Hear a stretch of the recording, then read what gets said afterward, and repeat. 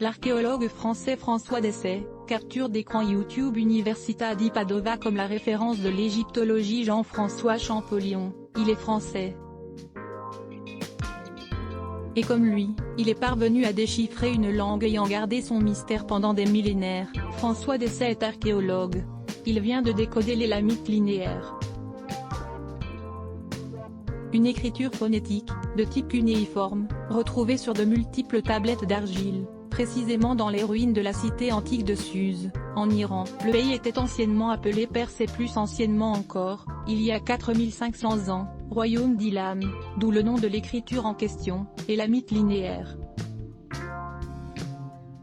Ce n'est pas une petite découverte, cela faisait plus d'un siècle, autrement dit depuis la mise au jour en 1901 des premières tablettes, que ce système d'écriture était connu.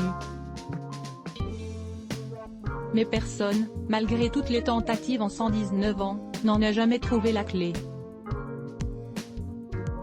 Personne, jusqu'à François Dessay, 38 ans, chercheur associé au CNRS Archéologie de Lyon et spécialiste de l'âge du bronze et du néolithique en Iran. Grâce à ses travaux, je peux désormais affirmer que l'écriture n'est pas d'abord apparue en Mésopotamie seule mais que deux écritures sont apparues en même temps dans deux régions différentes.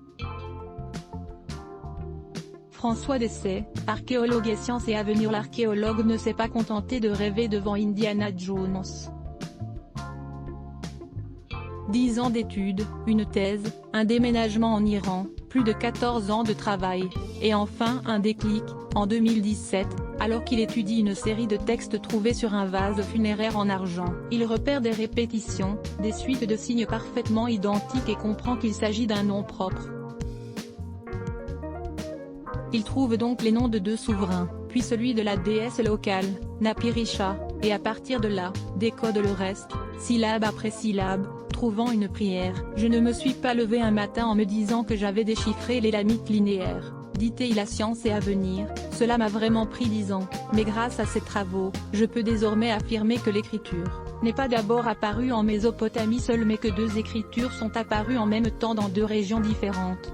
C'est là l'autre révolution, puisque jusqu'à présent, le berceau mondial de l'écriture était la Mésopotamie, l'actuel Irak, anciennement Babylone.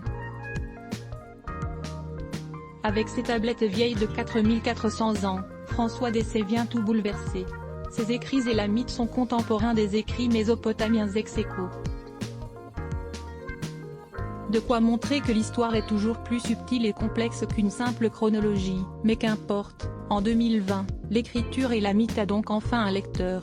Un déchiffreur qui publiera l'ensemble de ses travaux sur le sujet l'année prochaine, en 2021. À lire au site Chibès Ezekiel, activiste ghanéen, récompensé par le prix Goldman 2020 pour l'environnement. Virat Kohli, star du cricket en Inde, renonce à la Coupe du Monde pour son rôle de Perlinda Kravczyk, la Calaisienne à l'origine de l'opération boîte à chaussures de Noël pour les sans-abri. Gitanjali Rao, adolescente américaine de 15 ans, désignée enfant de l'année par le magazine Time. Le président du Racing 92, Jackie Lorenzetti, regardait le Covid-19 de haut, avant de changer d'avis. Sujet associé. Les bloc ADS.